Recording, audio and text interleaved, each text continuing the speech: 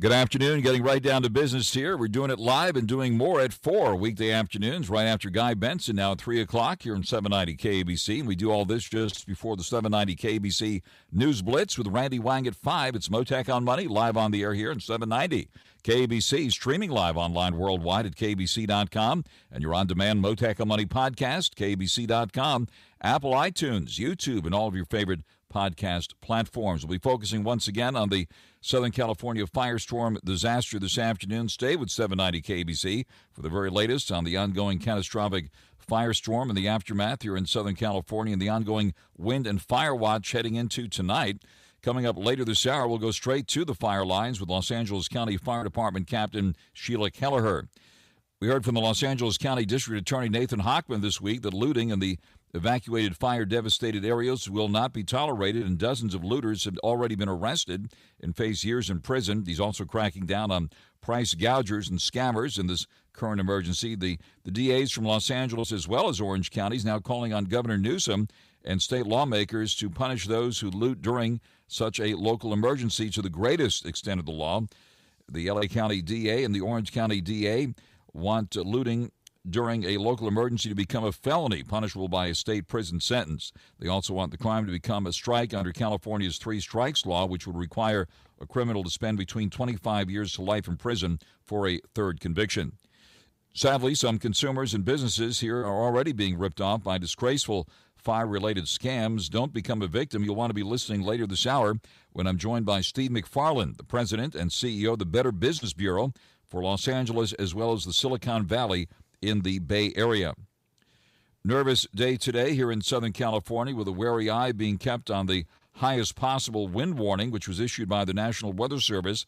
The Palisades Fire and Eaton Fire remain active in Los Angeles County, according to CAL FIRE. The so-called auto fire broke out in Ventura County. Firefighters say forward progress has been stopped there. Two new fires also started in Riverside County today amid Santa Ana winds. One near Mission Boulevard and Crestmore Road in Jurupa Valley, and there was burning in Hemet near Warren Road and Esplanade Avenue in Riverside County. Strong winds in the Los Angeles area will bring an elevated fire threat through Wednesday, although winds were weaker than expected today in Los Angeles and Ventura counties. Windy conditions are expected to intensify late in the evening before another so-called PDS situation. That's the particularly dangerous situation red flag warning will be taking effect again, this time at 3 a.m. Wednesday, at 3 o'clock in the morning, tomorrow morning in the middle of the night. That's when the winds are expected to be particularly dangerous. Now, in a social media post this afternoon, the National Weather Service warned that although conditions had temporarily improved, the region was not quite out of the woods yet, and the agency urged residents to stay aware of your surroundings, adding that the Santa Ana winds will be strong enough to potentially cause explosive fire growth. Right now, we have a beautiful afternoon here in most of Southern California. I don't see any smoke where I am right now, and winds are very, very calm, but it could be the calm before the storm. Joining us live now is Los Angeles-based meteorologist Rick DICKERT, longtime airborne news and traffic reporter on television here in Los Angeles for decades. Rick DICKERT, thank you very much for taking the call again this afternoon. Thank you, Frank. And as you said, we're not out of the woods, but I do have some good news to report, and that the wind event, this current wind event, did not live up to the forecast. The wind velocities were not as strong. In fact, those high wind warnings that were in play have been downgraded to wind advisories. That doesn't mean that we are still looking at explosive fire growth potential, and that PDS, that particularly dangerous situation, set to go in effect at 3 a.m. early tomorrow morning and continue until 3 p.m. But the wind gusts are only, I say only, expected to be 40 miles an hour, maybe slightly stronger than that, much weaker than what we saw last Tuesday and Wednesday. Humidity values down to 8 to 15%, and with those conditions in play, and because it's been so dry for weeks in Southern California with very low humidities since last week, if a new fire starts, it will spread rapidly.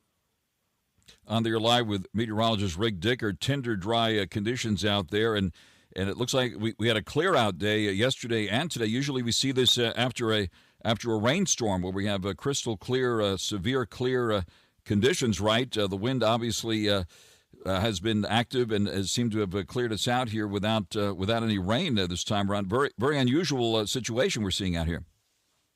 Yeah, the northeasterly winds, classic Santa Ana winds blowing from the northeast, from the interior towards the southwest. And because those fires, both the Eaton fire and the Palisades fire, have settled down, neither of those fires reported any more growth, acreage growth today, even though those winds were up. Containment values are growing. The air quality is definitely improving, as you just reported there, Frank, across the basin there. Not nearly as bad as it was just a couple of days ago. So we have a hidden danger out there. The fire is not contained. The big one in the Palisades, as well as the Eaton fire out in the San Gabriel Valley. So we have a hidden danger there with the embers still smoldering in there. Kind of a hidden situation. And at night, you can see the embers. It was described to me years ago by when I used to be out there in the field, as you were, covering wildfires like this. With blowtorch conditions out there at night, when the breezes start to pick up, you see the embers getting fanned by the winds, and they call that cat eyes, where the hillsides light up. Looks like cat's eyes lighting up as the breeze hits those embers and potentially can carry the flames or fan the flames and create hot spots all over the place. For miles, that's right. And the containment of the Palisades fire, it is up. It's now at 17%. That means that firefighters believe 17% of that fire zone is under control, where there won't be any more growth. But that's still a large area that is not contained yet, and that is their concern. 3 a.m. to 3 p.m. tomorrow, that particularly dangerous situation, that PDS in effect for Simi Valley, Fillmore, Camarillo, Thousand Oaks, the west and north end of the San Fernando Valley, including Northridge, Porter Ranch, Granada Hills, over towards the community of San Fernando and in Sylmar. Once we get through tomorrow afternoon, that's, Frank, when I think things will really start to improve weather-wise across Southern California. By Thursday afternoon into Friday morning, the onshore flow returns, the flow of air off the Pacific. That means higher humidity values, cooler temperatures. Unfortunately, no precipitation is in the forecast, but definitely better atmospheric conditions to contain these fires. So we're bracing for winds that could threaten to break through the containment lines. Of course, a lot of nervousness over the weekend in Mandeville Canyon and the Brentwood area. They're trying to hold the line there.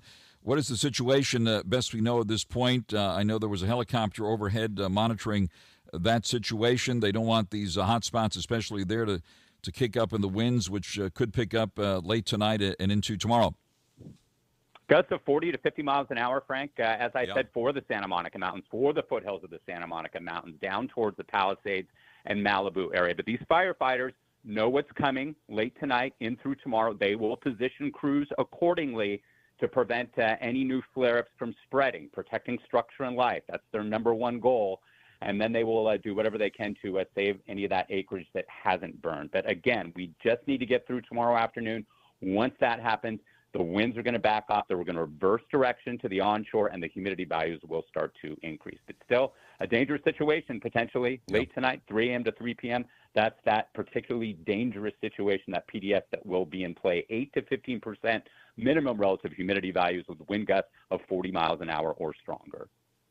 On the air live with meteorologist Rick Dickert, a veteran news person who spent a lot of time in helicopters here in Southern California as well. And certainly when you're talking about 40, 50 mile an hour winds, that's what tropical storm force winds. You could probably talk more about it than I can, since you're the weather expert. But those are very high winds, and of course they're even talking about even higher winds elsewhere. When we get up to around 85, that's hurricane force winds. That's right. A sustained wind of 39 miles per hour. Sustained is tropical storm force. Cat 1 hurricane, that's a 74 mile per hour sustained wind. And we're not anticipating the wind gusts like we saw last Tuesday and Wednesday. And the Eaton fire, that's the San Gabriel Valley, above the San Gabriel Valley in the Angeles National Forest, above Altadena, over towards Sierra Madre. They did not experience strong winds at all. They were sheltered from this event, thankfully. Only 10 to 15 mile an hour winds in and around the foothills. That has helped firefighters gain that containment number there as well. But the Santa Monica Mountains, Palisades over to Malibu will be under the gun again. We have very little precipitation that's fallen here in Southern California. Our water year total, our water year starts on October 1st and ends on September 30th. Only 16 1/100ths of an inch of rain has fallen in LA. And this is the period with our Mediterranean climate that we should be getting those Pacific storms. A few inches of rain each month, and that just hasn't happened. And what happened last week, it was the perfect storm, and that we had tinder dry vegetation. We had months with no precipitation after 2 consecutive water years that were abundant in terms of precipitation, allowing for all that thick growth. That growth dried out. We had that damaging wind event, the 2 sparks, the 2 ignitions, one above Altadena, the other above the Palisades, and that created those blowtorch type of conditions. What's the outlook for the aerial attack for the rest of the afternoon and evening and into tomorrow? Are the winds expected to pick up so severely that the fixed-wing aircraft and helicopters might potentially be grounded in another firestorm? At this point, no. We're not anticipating those velocities that did ground the aircraft last week. Hopefully that will hold. They should still be able to fly. Some of those are equipped with night vision technology, so they can fly through the night. And again, it's all about watching those hot spots, watching those areas. There could still be active flames near structures that haven't burned.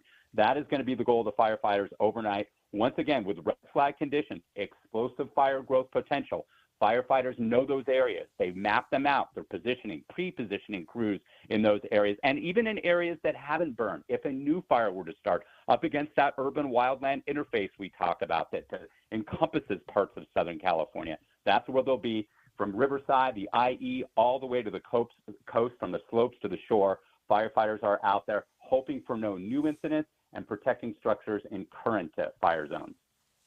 And we've seen some interesting weather phenomena this week involving fire. That fire tornado that was captured on video years ago out in the Inland Empire. We captured something like that. I called it a funnel of fire when suddenly these wind gusts pick up and swirl fire around like crazy. And I remember one situation involved a funnel of fire dancing around a fire truck. I remember some guys from OC who were assisting years ago with a big fire in the Inland Empire had to endure that. Luckily, nobody was hurt, but it's very, very scary when situations like that flare up.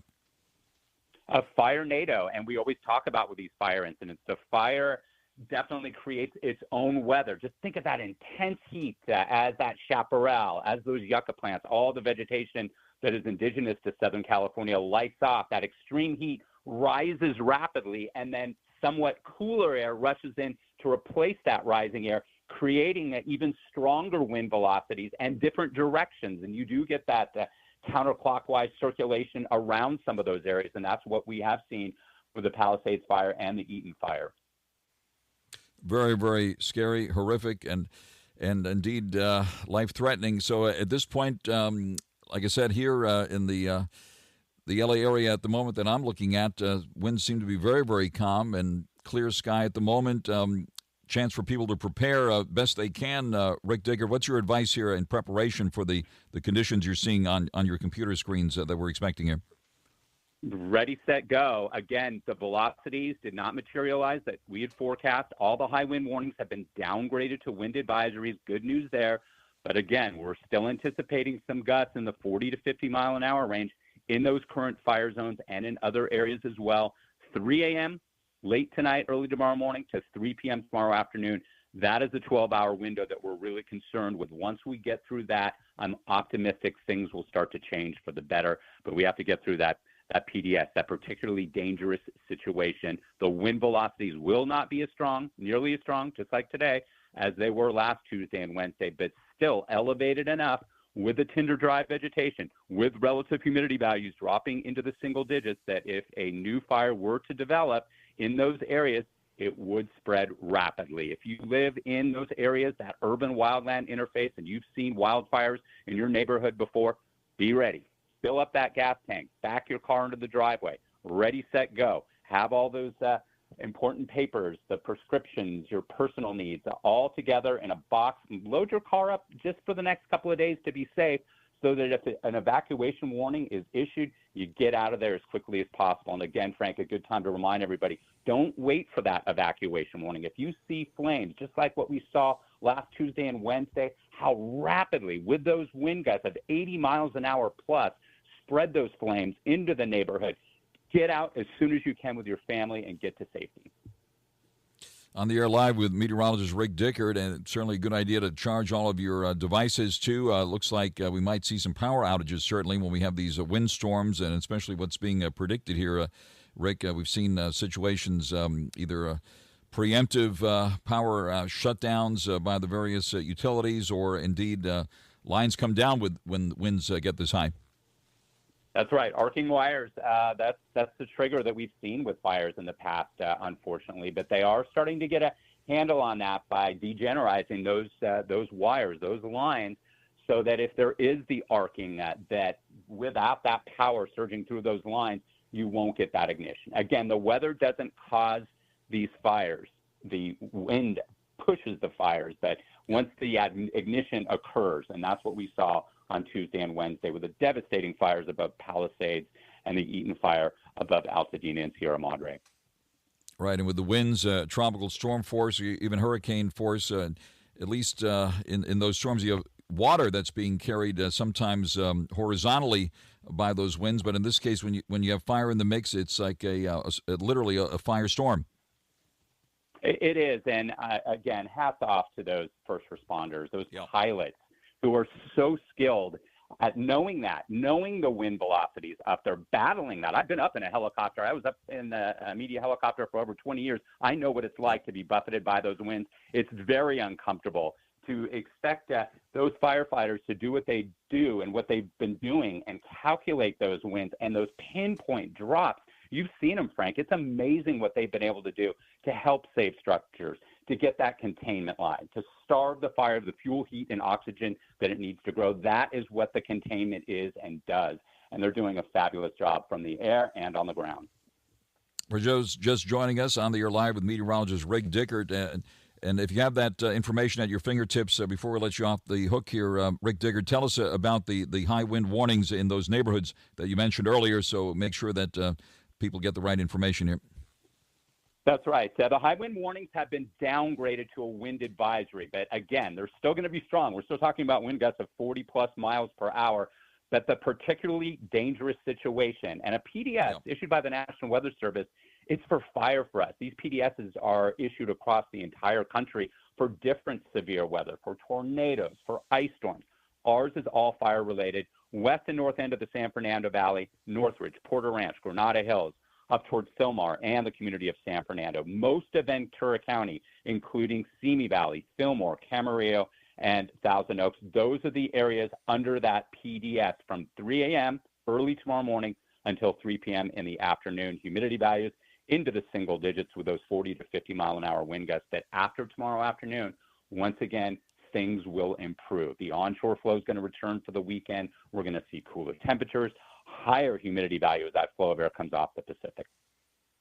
And the cooler temperatures, you got that right. Temperatures down into the 40s, right? And I know that the authorities earlier had warned against trying to start, certainly in the homeless encampments, to not use fire, open flame to stay warm in this environment. And a lot of fire calls are made to those situations. I was reminded by our friends at the Union Rescue Mission that more people die of hypothermia in Los Angeles than they do in New York when temperatures get this cold. That also is potentially life-threatening, so hopefully everyone can get shelter and not risk a fire emergency by trying to warm themselves with fire, especially in this environment.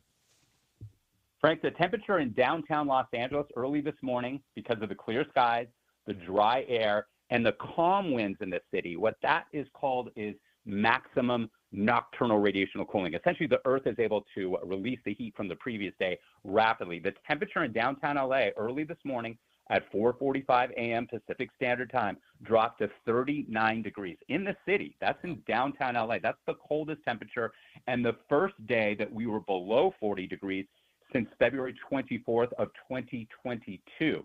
The high desert communities under freeze warnings because of these conditions. Wherever the wind isn't blowing, that's when you're going to see the coldest temperatures, even though the wind makes it feel colder. And this is a cool type of Santa Ana wind episode because the air over the Great Basin, where that high pressure system is situated, it is a cool air mass. So as it descends to the transverse range, the San Bernardino, San Gabriel Mountains over towards the Los Padres National Forest, it warms. The air actually warms by compression. The weight of the air above it warms it by 5.5 degrees Fahrenheit per 1,000 feet of descent. That's why sometimes the coastal areas, the basin, are the warmest locations during offshore wind events, warmer than Palm Springs. The air is coming from the interior, but it's not because it's desert air. It's because of that compressional component. But again, the temperature over the Great Basin, over interior California, Utah, Nevada, is very chilly. So even though we are getting that downslope warming, it still ends up to be a rather cool air mass. And what we saw last night, 39 degrees in downtown Los Angeles.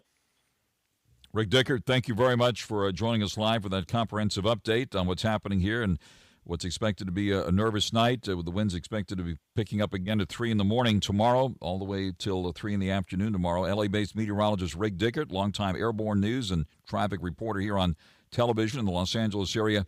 Rick, thank you very much for joining us live here this afternoon. Thank you, Frank. Be safe, everybody. Thank you very much. And out to the freeways we go right now on 790 KBC. Mottek On Money continues here in 790 KBC. Our fire coverage continues in just a moment. First, stocks did finish mostly higher today in what turned out to be a seesaw session ahead of the release of a new inflation reading that could decide how much further the Fed will cut interest rates this year.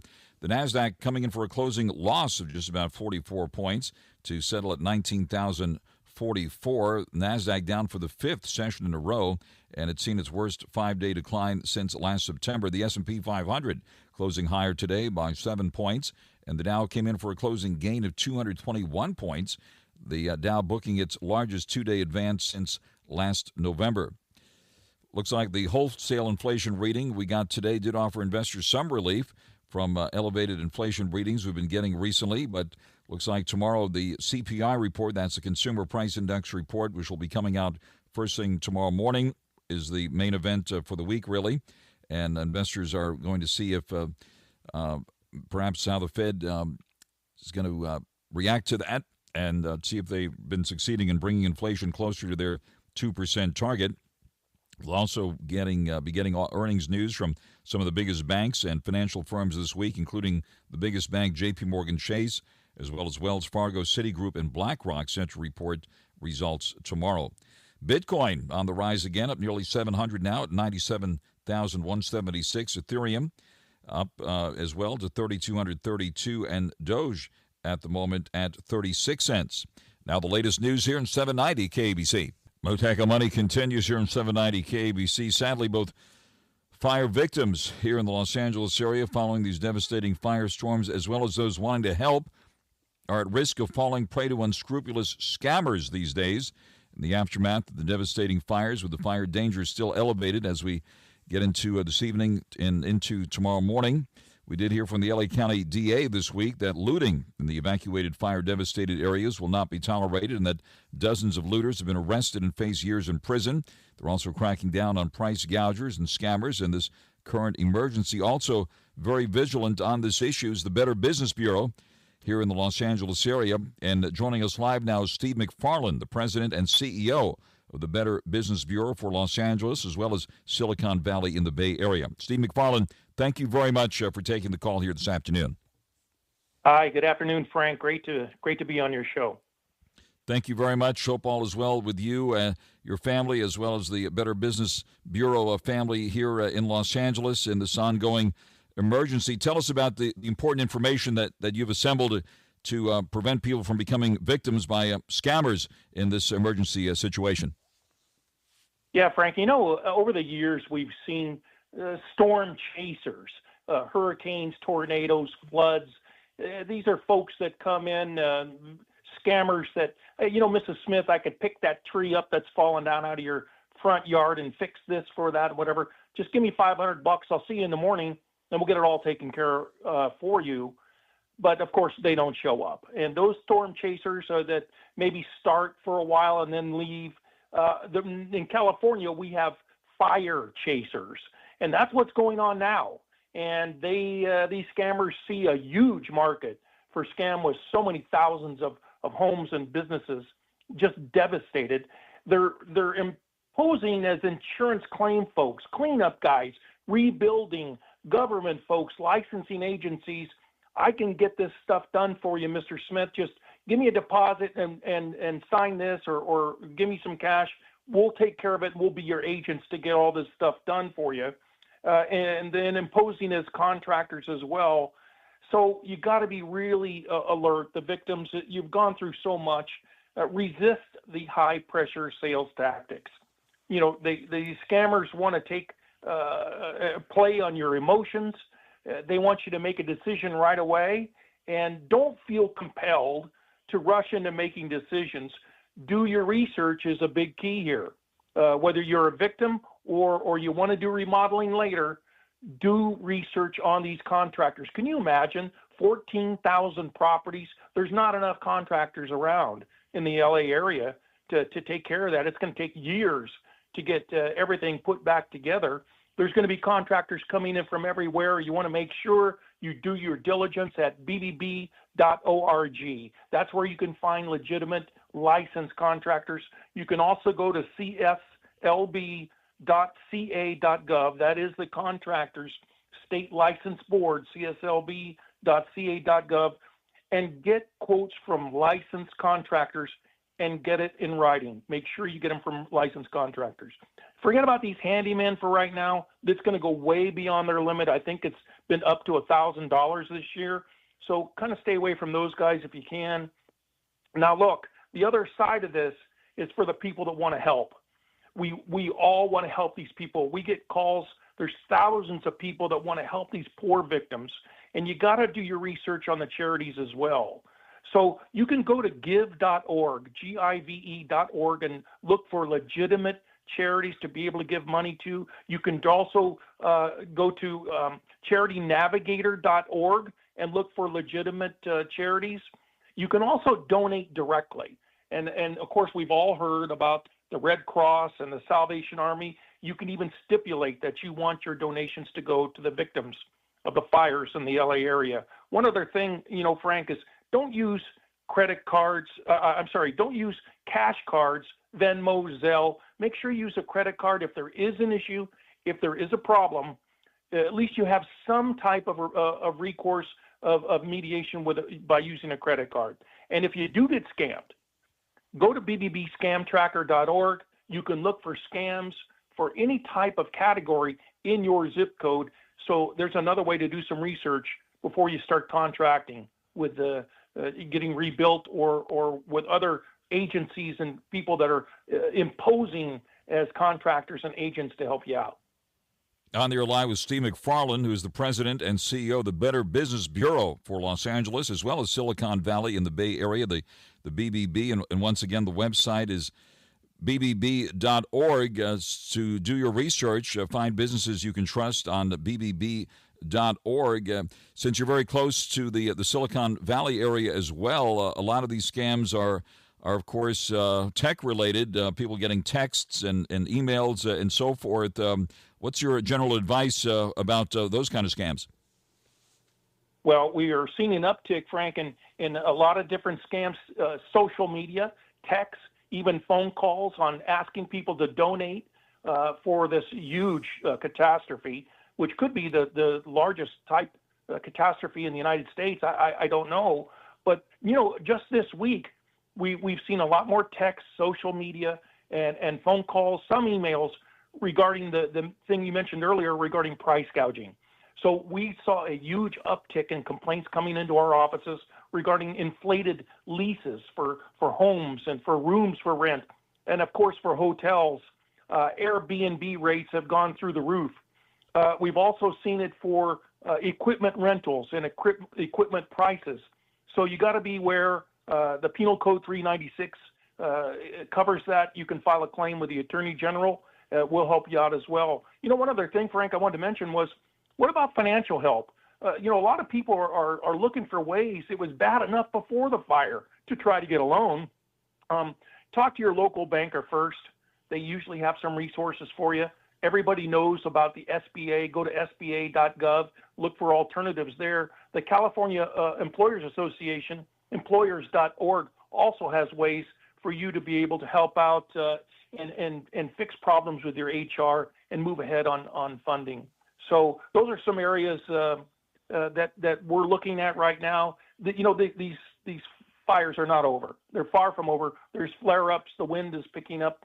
I estimate we're still going to see a huge amount of claims on scams and price gouging over the next few weeks, if not months. Steve McFarLAND, the president and CEO of the Better Business Bureau for Los Angeles, as well as Silicon Valley and the Bay Area. Steve McFarLAND, will keep an open line to you. Thank you very much for that important information you've shared here this afternoon, and look forward to many more conversations as this fire emergency continues and this disaster continues to unfold before our eyes here. Steve McFarLAND, thank you very much for joining us here this afternoon. Thanks, Frank. Appreciate the opportunity. Yes, sir. Thank you very much. And out to the freeways now, 790 KABC. Mottek On Money continues here on 790 KABC, focusing on, of course, the Southern California firestorm disaster. Stay with 790 KABC for the very latest on the ongoing catastrophic firestorm situation here in the Los Angeles area and the ongoing wind and fire watch heading into tonight. Speaking of that, let's bring in now L.A. County Fire Department Captain SHIELA, KELLLIHER, who's been keeping us well informed here. Captain, take it from the top and tell us what's happening at the moment. Hey, good afternoon. Thanks for having me. We are sitting over here at the Palisades Fire, and by the looks of it right now, it's really calm, and I really hope Mother Nature decides to keep it this way. But from what the weather's telling us, 6 o'clock till tomorrow around 6 o'clock, we have the chance for high winds. We're in red flag conditions. So what that means is that can really whip up anything that we haven't gotten contained. And we still only have about 17% of this fire contained. So there's a potential for more fire growth and, strong fire behavior. The good news is that we are well positioned, pre-positioned. The ops team and the management team have been looking at this fire and really looking 2 or 3 ridges ahead from the leading part of the fire and making sure they're just striping that with lots of fire retardant.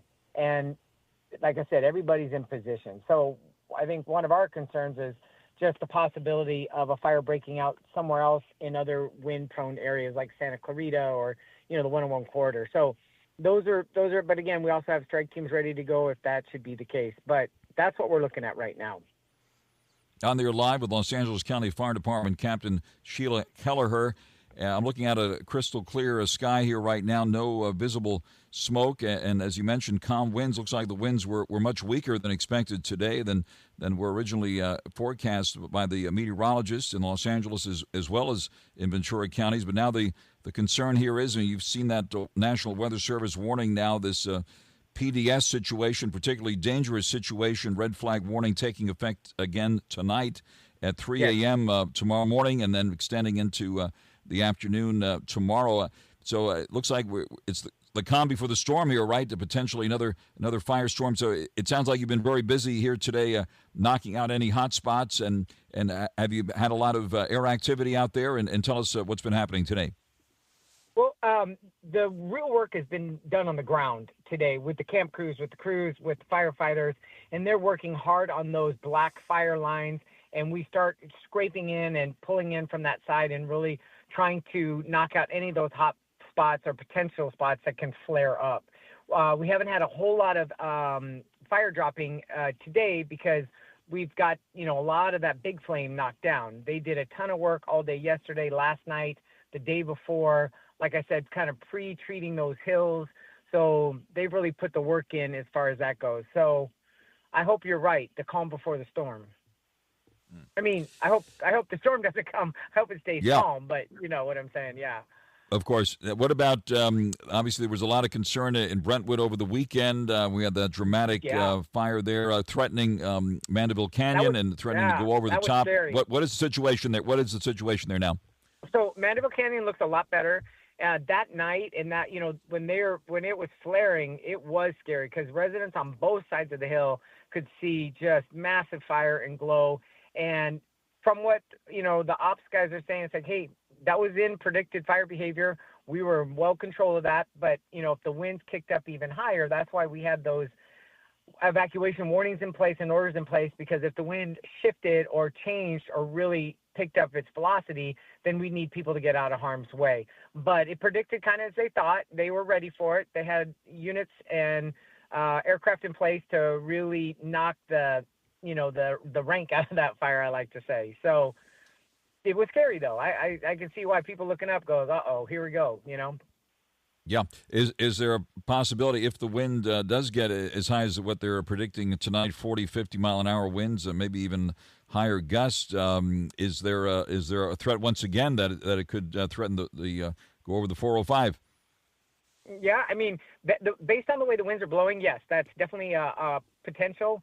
If Mother Nature kicks up super high, then that's a potential. If those winds stay around 30, 40 miles an hour, that's our normal red flag warning. And the fact that we've got everybody there and ready to go, it's like we have that ability to just stop it in its tracks. Now, if it gets up to 70, 80 or above, that's that hurricane wind force that is volatile and unpredictable. So, you know, I don't know. You know, you guys have been watching the weather too. The National Weather Service is pretty right. So we'll see. Hopefully it stays in the lower ranges and we can get our arms around this thing and finally get the upper hand. So it feels like we're getting the upper hand. Yeah. Gradually, you're getting it contained, but it's not contained yet, right? And it's very cold out there too tonight. And so, explain what's happening there with the fire possibly embedded in the shrubbery there, just kind of laying low at the moment. Is that what's happening? Yeah. If you look at the map, the ops map, you see a lot of dozer lines around this fire, which is a good thing. Those are fuel breaks that are in place. Like I said, the air attack has been relentless and really hitting the hillsides and hills beyond at the fire front line, pre-treating it with that FOS check to keep that fire from growing quickly. So we've done all the right precautionary things to set it up for success. So, you know, we've done our homework. We've done what we're supposed to do, which, you know, the residents should feel good about that. Absolutely. And we are very grateful to you and all the firefighters, all the first responders here. Tremendous appreciation goes to all of you out there. Thank you very much for the update. We'll keep an open line to you. We wish you all the best tonight as the firefight continues. That is Los Angeles County Fire Department Captain SHIELA KELLLIHER live with us here on 790 KABC. Hey, it's Rich Eisen here.